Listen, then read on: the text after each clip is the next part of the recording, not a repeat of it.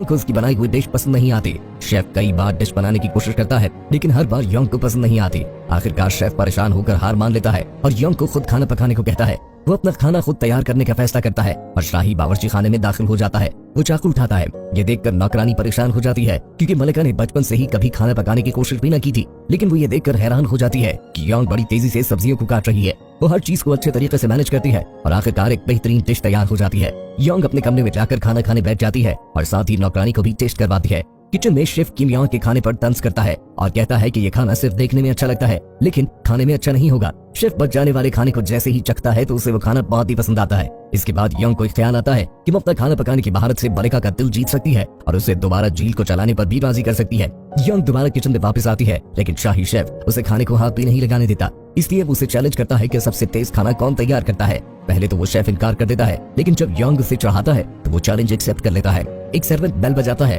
और मुकाबला शुरू हो जाता है। शेफ चाकू लेता है और गाजरों का एक गुच्छा काटता है जबकि मलिका तेजी से कुछ खीरे काट लेती है। कुछ देर तक खाना पकाने के बाद योंग की डिश तैयार हो जाती है और वो सबसे पहले घंटी बजाती है और इस तरह मुकाबला भी जीत लेती है। जिस पर शेफ कहता है कि रफ्तार अहम नहीं है बल्कि खाने में जायका भी होना चाहिए। लेकिन योंग को अपने आप पर एतमाद होता है और वो शाही इंस्पेक्टर से दोनों खाने चखने को कहता है। शाही इंस्पेक्टर योंग के खाने को बेहतर डिश करार देता है और उसे किचन की जिम्मेदारी भी संभालने को कहता है। किचन की जिम्मेदारी संभालने के बाद योंग सबसे पहले इस चीज को देखता है कि मलिका को कौन सा खाना पसंद है और उसे पता चलता है कि मलिका को नरम खाना पसंद है। इसीलिए योंग आलू का दलिया बनाना शुरू कर देती है। वो इसमें कुछ दूध डालती है और उसमें और भी बहुत सी चीजें डालने के बाद जब खाना तैयार होता है तो वो कुछ फूल लगाकर डिश फाइनल करती है और ये खाना मलिका को खुद जाकर पेश करती है। मलिका खाने से बहुत लुत्फानंदोज होती है लेकिन वो ये भी कहती है कि ये ठंडा हो गया है क्योंकि खाना बहुत दूर से लाया गया और कुछ खाना प्लेट से बाहर भी गिरा हुआ था जिसने प्रेजेंटेशन को मुतासिर किया। योंग ये सुनकर परेशान हो जाती है और अफसोस के साथ अपने महल वापस जाने का सफर शुरू कर देती है। अपनी गाड़ी में बैठते हुए उसे एक आइडिया आता है। थोड़ी देर बाद वो एक कपड़ा सिलाई करती है और शाही इंजीनियर्स को बुलाकर उन्हें कुछ हिदायत देती है।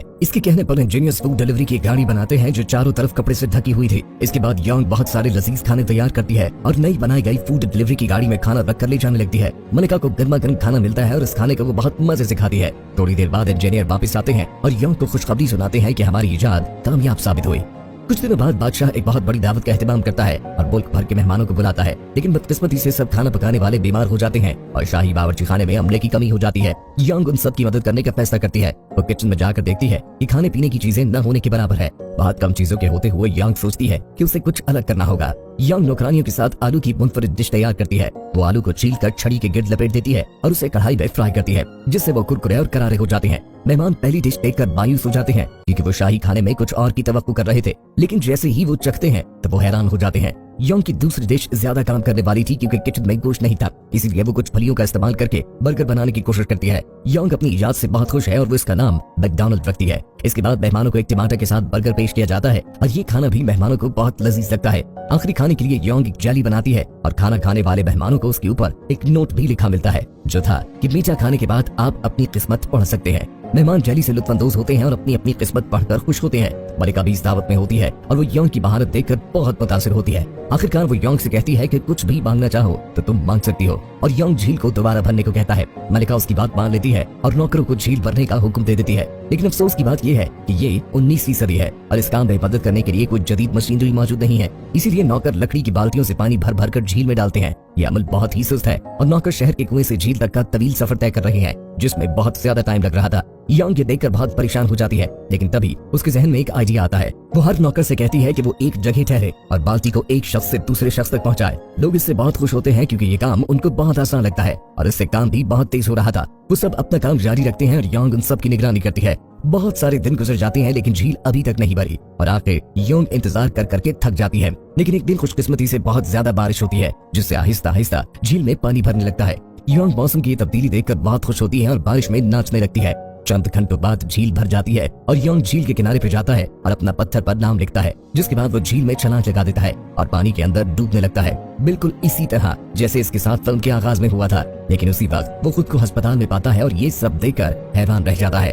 तभी वो देखता है कि एक अफसर उसके सामने सोया हुआ है। बॉन्ड चुपके से उसका फोन चुराने की कोशिश करता है लेकिन वो अफसर जाग जाता है। बॉन्ड वहाँ से भागने की कोशिश करता है लेकिन तभी दो पुलिस वाले उसके सामने आ जाते हैं। इसीलिए वो बिल्डिंग से छलांग लगाकर नीचे कूद जाता है। वो लोगों से बचता हुआ एक लाइब्रेरी में पहुंचता है और वहाँ से एक हिस्ट्री बुक उठाकर पढ़ता है। वो खुद को किताब में पाकर हंसने लगता है क्योंकि वो भी अब हिस्ट्री का हिस्सा था। तभी वो ऑफिसर्स उसका पीछा करते हुए लाइब्रेरी तक पहुंच जाते हैं। वो वहां से भागने की कोशिश करता है, लेकिन वो पुलिस वाले बताते हैं कि वो उसे पकड़ने के लिए नहीं आए। यहाँ हमें पता चलता है कि टाइम ट्रेवल की वजह से प्रेसिडेंट अब चेंज हो चुका है। अब वो पुलिस वाले उसे पकड़ने नहीं है, बल्कि उसकी हिफाजत के लिए आए हुए हैं, क्योंकि बॉन्ड ने एक ऑफिसर को करप्शन के केस में एक्सपोज किया है। बॉन्ड कंप्यूटर में अपने बारे में सर्च करता है और ये देखकर हैरान हो जाता है कि वो ऑफिसर सच बोल रही है। मूवी की आखिरी सीन में हम बॉन्ड को एक बिल्डिंग के सामने खड़ा हुआ देखते हैं और कहानी यही खत्म हो जाती है।